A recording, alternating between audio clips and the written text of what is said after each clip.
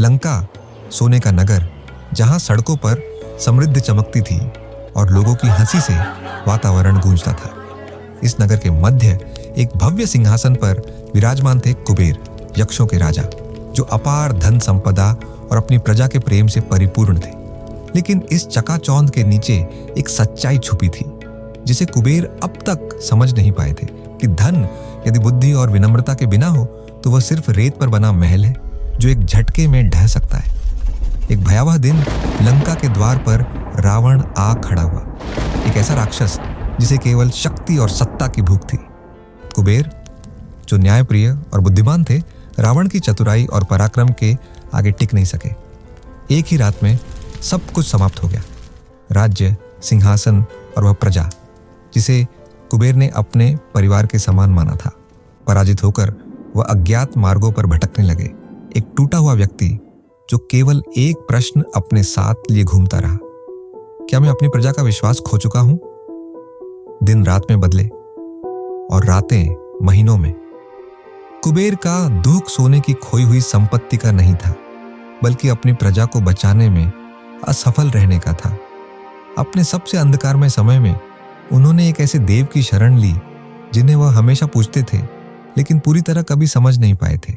भगवान शिव, जो अहंकार का नाश करने वाले और परिवर्तन के प्रतीक है। अब कुबेर के पास देने के लिए कुछ भी नहीं था, केवल उनके अश्रु। लेकिन फिर भी उन्होंने भगवान शिव की उपासना शुरू कर दी। उन्होंने पत्थरों और पत्तों से एक छोटा सा मंदिर बनाया, जिसमें कोई राजसी चढ़ावा नहीं था, सिर्फ वन फूल और एक सच्चा हृदय। उनके मन में अब कोई धन या वैभव प्राप्त करने की इच्छा नहीं थी, बल्कि केवल एक अवसर चाहिए था अपनी भूल सुधारने का। उनकी भक्ति देखकर भगवान शिव प्रकट हुए। शिव बोले, कुबेर, तेरी भक्ति मुझे प्रसन्न कर रही है। मैं तुझे एक नया राज्य और असीमित धन का वरदान देता हूं। लेकिन याद रखना, सच्ची संपत्ति वह नहीं होती जो तेरे पास है, बल्कि वह होती है जो तू दूसरों के लिए उपयोग करता है। नया राज्य एक अद्भुत स्वप्न के समान था।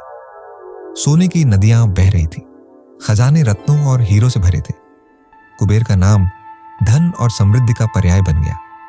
लेकिन जैसे जैसे उनका वैभव बढ़ा, वैसे वैसे उनका अहंकार भी। उन्हें लगने लगा कि उनकी सफलता उनकी भक्ति और दान के कारण मिली है। वह भूल गए कि यह सब भगवान शिव की कृपा का फल था। एक दिन कुबेर कैलाश पर्वत गए ताकि भगवान शिव को धन्यवाद अर्पित कर सके।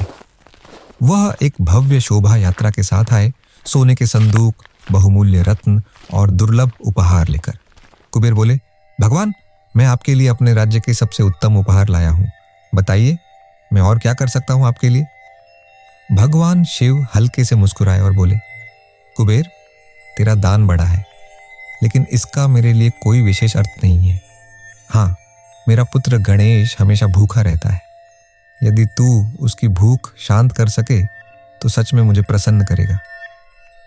कुबेर को अपनी संपत्ति पर पूर्ण विश्वास था। उन्होंने तुरंत यह चुनौती स्वीकार कर ली।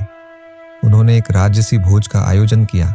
सैकड़ों व्यंजन, एक से बढ़कर एक मिठाइयाँ और दुर्लभ पकवान। गणेश जी खाने लगे और कुबेर गर्व से देखते रहे। लेकिन जितना भी खिलाया गया, उनकी भूख कभी शांत नहीं हुई। कुबेर का आत्मविश्वास धीरे धीरे चिंता में बदलने लगा। उन्होंने अपने सारे खजाने खाली कर दिए, यहाँ तक कि दूसरे लोगों से भी भोजन मंगवाया, लेकिन कुछ भी पर्याप्त नहीं था।